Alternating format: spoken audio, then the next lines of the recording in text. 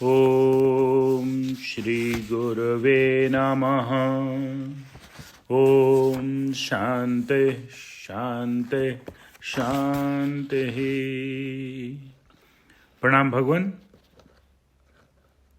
आलू वाले बाबा जी का दिव्य ग्रंथ मणिरत्न माला चल रहा है, जिसमें बात हो रही थी कि मूर्ख, पापी और खल इनकी संगति मुमुक्षु को, जिज्ञासुओं को नहीं करनी चाहिए।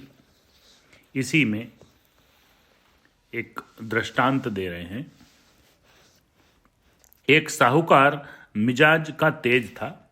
उसके पास कोई नौकर टिककर नहीं रहता था। थोड़े थोड़े दिन रहकर नौकर भाग जाने से वह दुखी था। इसलिए जितनी तनख्वाह अब तक देता रहा, उससे दूनी देने को तैयार था। ख्याली नाम का एक नौकर उसके पास पहुंचा। उसने 20 रुपये तनख्वाह के मांगे।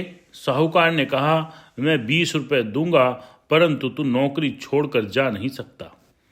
यदि मेरी इच्छा रहित तू नौकरी छोड़ देगा तो मैं तेरी नाक काट लूंगा। ख्याली बोला, यदि आप मेरी इच्छा रहित मुझे निकालोगे तो मैं भी पूरी तनख्वाह सहित आपकी नाक काट लूंगा। साहूकार ने यह बात मान ली। पक्का दस्तावेज किया गया। दोनों तरफ से सही और गवाहियां हो गईं। रजिस्ट्री भी करा दी गई। थोड़े दिन बाद ख्याली को मालूम हुआ कि यहाँ नौकरी करना कठिन है। मैं नौकरी छोड़ नहीं सकता, कुछ दिन काम करना ही पड़ेगा। अब तक वह ठीक ठीक काम करता रहा। अब उसने नौकरी करने में अपनी खल विद्या का उपयोग करना आरंभ किया। अब वह शब्दार्थ पकड़ने लगा और लक्ष्यार्थ के भाव को छोड़ने लगा। एक दिन साहूकार ने कहा, ख्याली गैया को पानी डाल दे। यह कहकर साहूकार किसी काम को बाहर चला गया। ख्याली ने गैया को बाहर निकालकर उसका मुख और चारों पैर बांध दिए। हिल न सके ऐसी मजबूत बांध कर वह उस पर पानी का घड़ा डालने लगा। साहूकार बाहर से आ गया। गैया की ऐसी दुर्दशा देखकर उसने जल्दी से रास्ता खोलकर कहा, हरामखोर, इस प्रकार बरतने से तेरी क्या इच्छा है? ख्याली बोला, ऐसा पूछने का क्या कारण है? तुम्हारी आज्ञा अनुसार मैं गैया पर पानी डाल रहा था। गैया सीधी खड़ी नहीं रहती थी, इसलिए चारों पैर बांध दिए। मैंने क्या बुरा किया? साहूकार बोला, हरामजादे, क्या तू मेरा इस लोक और परलोक दोनों का सत्यानाश करेगा?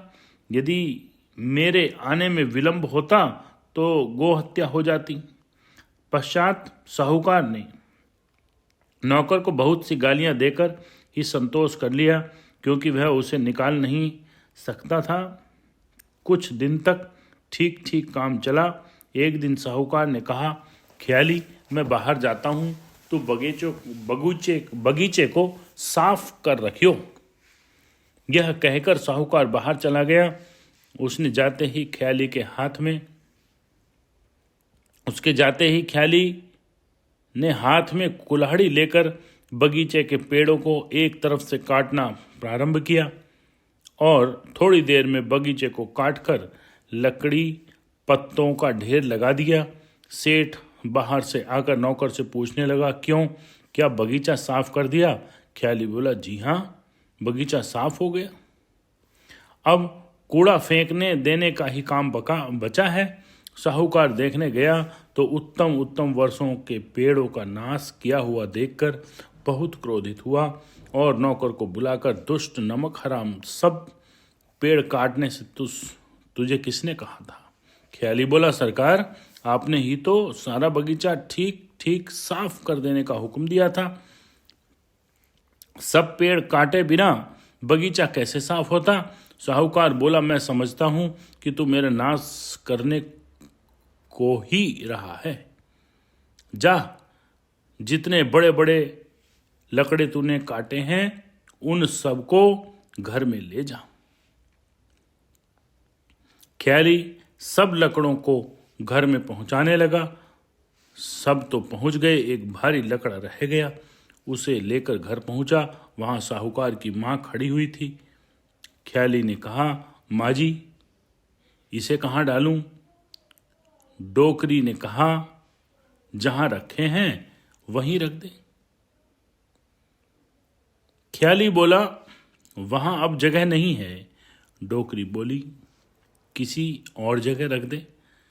ख्याली इधर उधर देखकर आकर बोला, माँ जी, और जगह भी खाली नहीं है। डोकरी का मिजाज बिगड़ गया। क्रोधित होकर वह कहने लगी, कहीं जगह नहीं है तो मेरे सर पर पटक दे। ख्याली इतना ही तो चाहता था। उसने भारी लकड़ा जोर से डोकरी के सर पर पटक दिया। डोकरी गिर पड़ी और सिर कुचलने से मर गई। साहूकार आकर बोला, ख्याली से पूछा, सब लकड़े डाल दिए?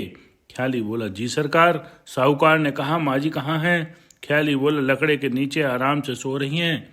साहूकार बोला, क्या कहता है? लकड़े के नीचे क्यों सो रही हैं? ख्याली ने सब वृतांत सुनाया। साहूकार ने दौड़कर लकड़े के नीचे अपनी माँ को निकाल कर देखा तो उसका राम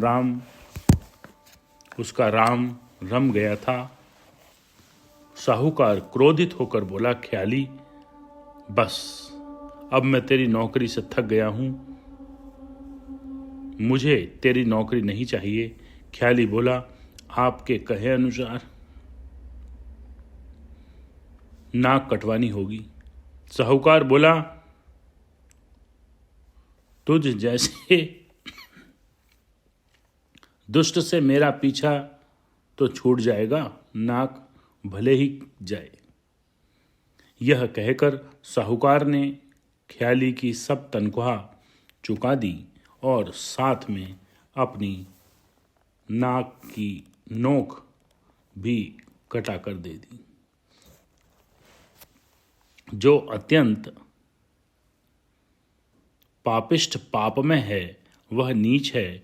जो विचार रहित कामी है, स्वार्थ की साधना में शास्त्र विधि की परवाह नहीं करता, वह नीच है। जो मूर्ख है वह अनपढ़ है, वह बिना समझे पापाचरण करता है। परंतु जो पढ़े हुए हैं वे दुराग्रही बनकर दूसरे का कथन नहीं सुनते, अर्थात जैसे वे जानते हैं वैसा बर्ताव नहीं करते, वे महानीच हैं। दूसरों को संसार रूपी अंधकूप में ढकेलने वाले महानीच हैं। जो कोई सुमार्ग में चल रहा हो उसका शुभ मार्ग छुड़ाकर अपने स्वार्थ के लिए अधिकार में लेने वाले नीच हैं।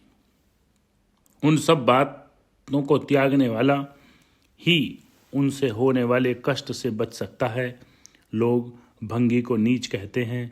भंगी में जो नीचता है वह उसके बाहर के आचरण और कार्य की है, परंतु जिसमें आंतर नीचता है वह महाभंगी है। भंगी को किस कारण छू लिया जाए तो स्नान आदि तो शुद्ध हो सकता है, परंतु नीच की संगति से शुद्ध करने में कठिन से कठिन प्रायश्चित भी समर्थ नहीं होता। दुष्ट संग नहीं दे विधाता, तासो भलो नरक का वासा। ओम शांति शांति शांति।